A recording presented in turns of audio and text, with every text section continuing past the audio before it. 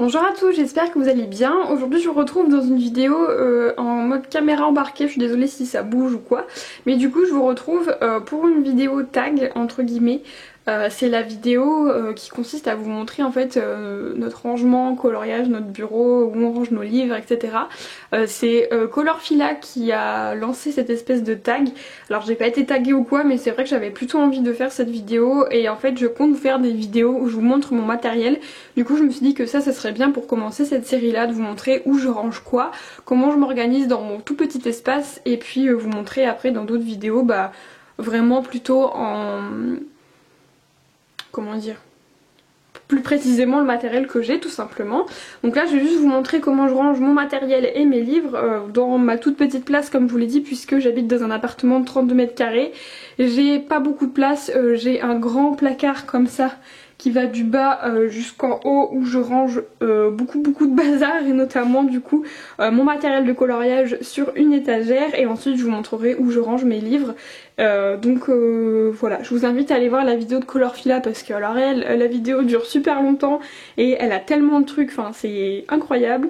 Il y a aussi Johanna Colo qui a fait la vidéo et je trouve ça hyper intéressant aussi, donc voilà, n'hésitez pas à aller voir ça. Et puis si ça peut vous donner des idées de rangement par rapport à comment c'est fait chez vous et tout, ça peut être une bonne idée si jamais vous avez de la place comme Colorfila. C'est trop bien. Et puis si jamais vous n'avez pas de place comme moi, je vous montre un peu comment je fais. Du coup moi tout tient sur une seule et même étagère.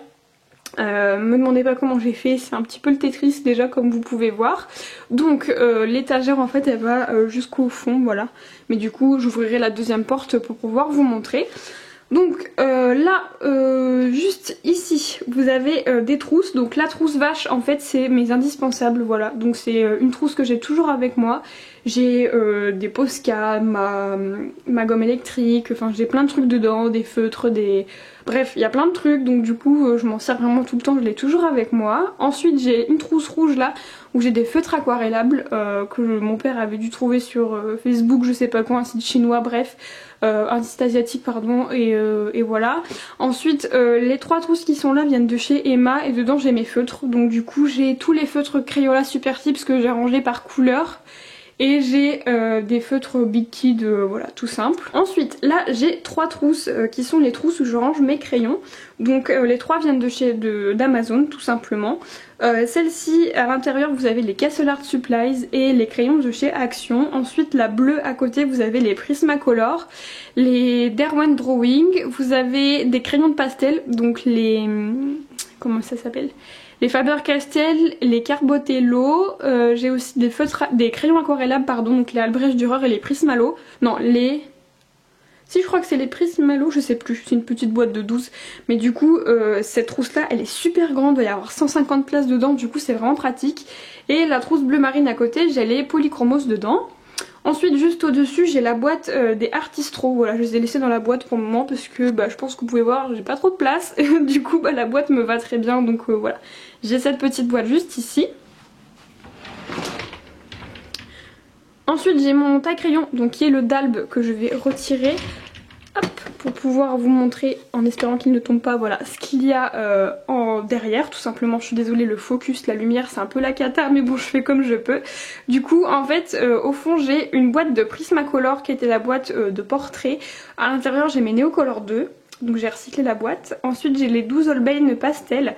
Et juste au-dessus j'ai un petit panier où il y a tous mes stickers, mes colles à paillettes et un vernis acrylique. Voilà, un vernis acrylique. Donc voilà, je range ça là-dedans. Comme ça les stickers, juste à prendre le petit panier et puis c'est bien pratique. Et puis après les boîtes, j'ai pas trop la place de les mettre en trousse. Enfin les Neocolor 2, voilà, je trouve que c'est aussi pratique là-dedans. Et puis après les 12 Holbein, j'ai plus de place dans mes trousses pour les mettre. Donc du coup je laisse là-dedans. Ensuite j'ai trois cahiers, après vous inquiétez pas, je vais ouvrir l'autre porte, mais c'est que là c'est plus facile de vous montrer ça comme ça. Du coup j'ai mes trois cahiers dont je me sers tout le temps. Donc celui du bout c'est mon nuancier que je suis en train de refaire, et ensuite le rose et le noir c'est tout simplement les carnets de combo dont je vous avais parlé dans ma vidéo sur mon organisation. Du coup je vais ouvrir la deuxième partie du placard. Il y a déjà un petit peu plus de lumière, c'est un petit peu plus agréable. Du coup, de ce côté-là, j'ai ma bombe fixatrice de chez Comté à Paris pour les les pastels tout simplement. Ensuite derrière j'ai un pot où il y a tous mes pinceaux, donc pinceaux acryliques, aquarelle, etc. Pinceau à réservoir d'eau. Et après j'ai plein de trucs, j'ai des stylos, j'ai des rallonge crayons, enfin voilà, j'ai pas mal de petits trucs à l'intérieur. Ensuite j'ai mes 2 boîtes de pastels secs, donc j'ai une boîte, je sais pas c'est quoi la marque. Je vais vous dire ça, je ne sais pas. Voilà, c'est cette marque là. Donc du coup il y en a 12. Et ensuite j'ai la boîte de demi-pastel, il y en a 48 demi-pastel de chez Faber-Castell qui est vraiment très très bien. Ensuite j'ai tout ce qui est aquarelle, donc j'ai la Cotman de chez Winsor & Newton et j'ai deux palettes d'aquarelle nacrée de chez Action. Ensuite, je suis désolée, j'ai l'impression que ça résonne.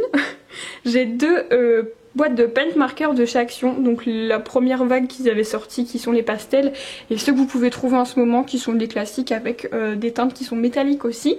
Ensuite j'ai ma règle pour faire des ronds, etc. pour les fonds en pastel ou quoi.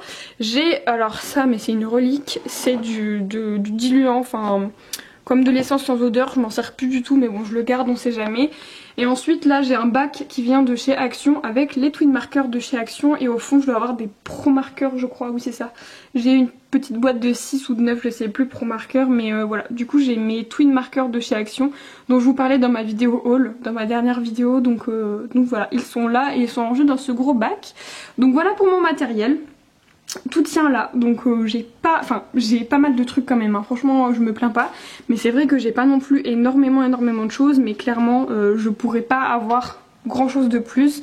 Par exemple j'ai très envie de m'acheter les Prismacolor parce que j'ai que je dois avoir une 40aine de couleurs, donc c'est vraiment pas beaucoup par rapport à la gamme complète, sauf que j'ai pas la place. Voilà, si je veux rajouter une trousse de crayon, c'est un peu compliqué quoi.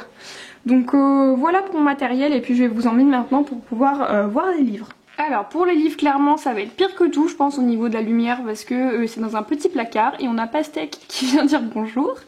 C'est dans un petit placard où voilà, donc du coup moi je vois bien mais en vidéo c'est un peu la cata. Du coup hop j'ouvre la deuxième porte, voilà comment ça se présente. Donc juste pour que vous puissiez vous rendre compte, il y a 2 étages au-dessus de celui-ci, je vous montre pas parce que c'est le bazar. Mais en gros avant mon matériel rentrait sur une étagère comme ça. Et c'était vraiment trop petit, c'était pas pratique, elle était pas aussi haute, enfin voilà. Donc c'est pour ça que ça a déménagé dans l'autre placard. Et mes livres, je vais vous montrer, ils rentraient dans cette petite porte là en fait, voilà. Et du coup j'avais la moitié de ce que j'ai là, donc c'était très très serré, il y en avait dans tous les coins, enfin franchement c'était pas pratique du tout. Donc voilà, je les ai déménagés ici et là c'est beaucoup plus pratique. Je me suis rapprochée pour vous montrer, mais dans tous les cas je vous ferai une vidéo spécifique pour vous montrer tous mes livres vraiment en détail. Là c'est vraiment histoire de vous montrer comment ils sont rangés et voilà. Donc du coup juste ici on a tous les livres Disney. Donc j'ai les vitraux, les scènes cultes, le Karl Barks, j'ai le Mystère Pixar tome 2, les méchants, j'ai 2 blocs, le Princesse et le Roi Lion, encore des carrés mystères, le Thomas Kinkade, j'ai le carré Babies et ensuite j'ai 2 carnets. Alors celui-là c'est un carnet où je marque tout et n'importe quoi et le tracker de Bruno Art Gallery qui me permet de faire la séparation avec mes livres hors Disney. Voilà, donc là je vais pas vous faire un détail incroyable parce qu'il y en a beaucoup plus, mais voilà, là j'ai les petits livres de Rita Berman, là j'ai les livres de chez Action, le coloriage wild, là j'ai un livre mystère, là j'ai tous les livres hardback, du coup Maria Troll, Anna Carlson, Clara Markova, j'ai un Fabiana Attanasio, ensuite j'ai tous les livres en format un peu grand carré, donc les Kirby Rosanne, Romantic Country, Fairy Tales. Ensuite là j'ai un livre de PDF que j'ai relié, c'est Christine Caron. Là j'ai 3 petits livres un petit peu du même format, du coup c'est 2 livres de Noël, Teresa Goodridge et l'autre je sais plus, et le Chibi Girls de Jade Summer. Ensuite j'ai tout ce qui est portrait, donc là-dedans j'ai le Momo Girl with Poem qui attend d'être relié, voilà, parce que j'ai acheté une relieuse mais c'est long, du coup je fais au fur et à mesure, mais voilà, faut que je le relie.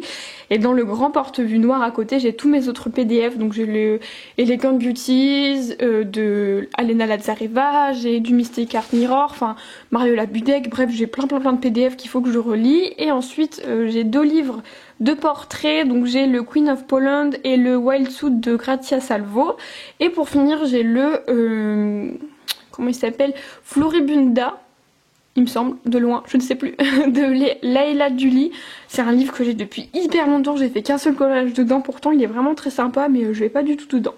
Donc voilà pour mes livres. Donc je suis désolée, la lumière est dégueu, on voit pas grand chose, mais voilà, ils sont rangés dans ce petit placard là. Et voilà. Donc voilà pour ma vidéo rangement, bureau tour, je sais pas, vous appelez ça comme vous voulez.